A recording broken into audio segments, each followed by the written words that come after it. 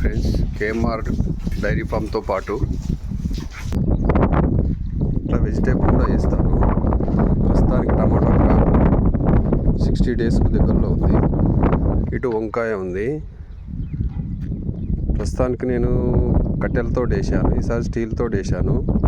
Half ఎకర్కి వచ్చి 1,50,000 ఖర్చు వచ్చింది. నేను స్టేట్ గవర్నమెంట్, సెంట్రల్ గవర్నమెంట్ ఒకటి అడుగుతున్నాను. రైతుల కోసం మీరు వేల లక్షల కోట్లు ఖర్చు పెడతామంటారు.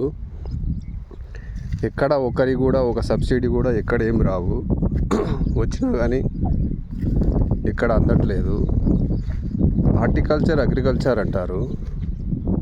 అది ఎక్కడ ఏ డిపార్ట్మెంటు ఎవరిని అడిగితే వీళ్ళని అడగమంటారు, వాళ్ళని అడిగితే వీళ్ళని అడగమంటారు. ఈ మధ్యలో కూలీల బెడద ఎక్కువైపోయింది. మా దిక్కైతే 500 నడుస్తుంది. తీయలేక కలుపు వదిలేసాము.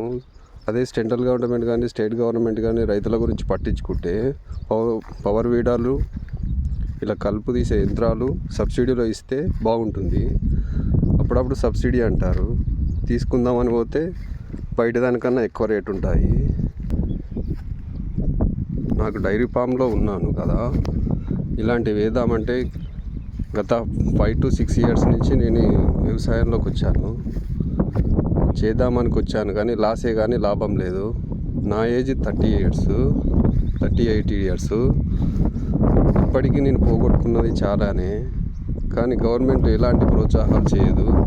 చేస్తే బాగుంటుంది.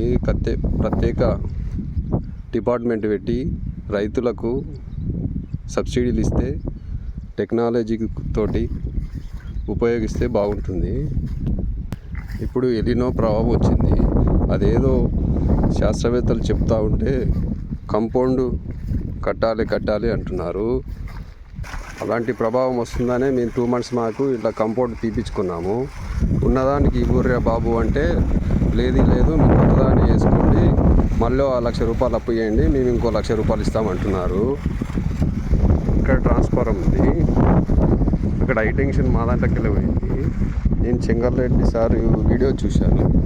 అందులో చూస్తే హైటెన్షన్ వల్ల ఉన్న ల్యాండ్ కూడా మనకు దెబ్బతిన్నది.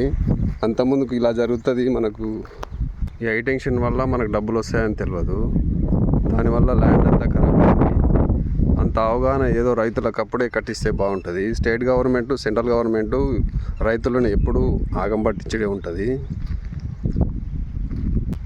నాలాంటి యువకులు ఏదో వ్యవసాయం చేద్దామని వస్తారు. ఇంకో 10 yearsలో ఎవరు చేస్తానికి ముందరికి రారు. కొత్త టెక్నాలజీ ఉపయోగిస్తే బాగుంటుంది. ఇది నా సలహా. నచ్చితే లైక్ చేయండి, నచ్చకపోతే నో అని కామెంట్ చేయండి, నచ్చితే ఎస్ అని కామెంట్ చేయండి, అసలే నచ్చకపోతే స్కిప్ చేయండి. ఎవరినన్నా బాధ పెట్టిస్తే సారీ. జై హింద్, జై జవాన్, జై కిసాన్.